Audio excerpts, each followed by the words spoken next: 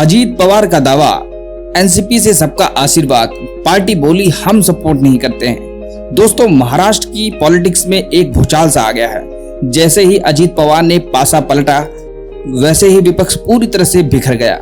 दोस्तों, जानने के लिए अंत तक बने रहें। चलिए शुरू करते हैं। एनसीपी नेता अजीत ने रविवार को महाराष्ट्र सरकार में शामिल होने और राज्य का डिप्टी सीएम बनने के बाद कहा कि पार्टी के सभी नेता और विधायक उनका समर्थन कर रहे हैं।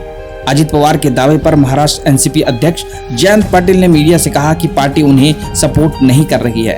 अजीत पवार के साथ कुछ और नेता जैसे कि छगन भुजबल, दिलीप वालसे पाटिल, हसन मुश्रीफ, धनंजय मुंडे, धर्मराव बाबा आत्राम, आदित्य तटकरे, संजय बसुंडे और अनिल पाटिल सरकार में शामिल हुए हैं और शपथ ली है। शनिवार को शपथ लेने के बाद प्रेस कॉन्फ्रेंस के दौरान अजीत पवार ने महाराष्ट्र सरकार के साथ जाने के बारे में बताया।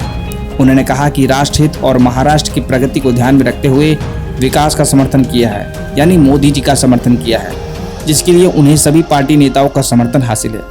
इसी के साथ अजीत पवार ने कहा, हमारे साथ सभी विधायक हैं, हमारे साथ पार्टी के सभी लीडर हैं, सभी का हमें आशीर्वाद है। इसी दौरान अजीत पवार पर जयंत पाटिल ने भी अपनी प्रतिक्रिया दी है।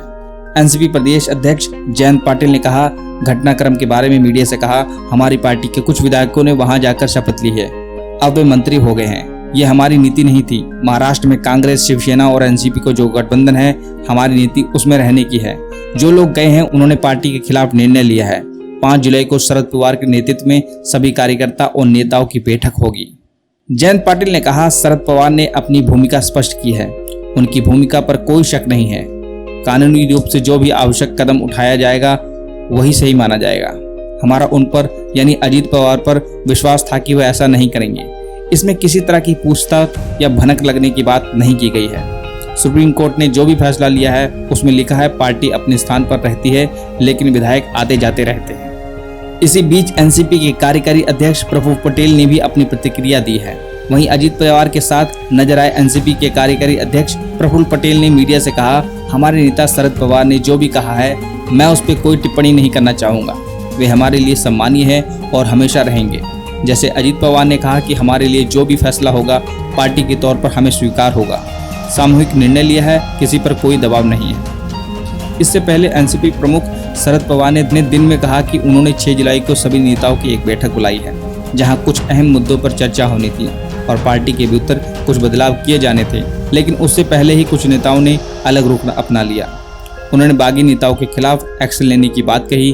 शरद पवार ने यह भी कहा कि 2 दिन पहले प्रधानमंत्री मोदी ने कहा था कि एनसीपी खत्म हो चुकी पार्टी है। उन्होंने भ्रष्टाचार के आरोपों का जिक्र किया। मुझे खुशी है कि मेरे कुछ साथियों ने आज शपथ ली है। उनके महाराष्ट्र सरकार में शामिल होने से यह स्पष्ट हो गया है कि वे आरोप मुक्त हो चुके हैं। बता दें कि मुंबई के एनसीपी कार्यालय में पार्टी कार्यकर्ताओं का अजीत पवार और उनके नेताओं के खिलाफ रोष देखने को मिला, जिन्होंने एकनाथ शिंदे के नेतृत्व वाली सरकार में जाने का फैसला लिया। एनसीपी कार्यकर्ताओं ने उन विधायकों की तस्वीरों का काला पेंट छिड़क दिया है।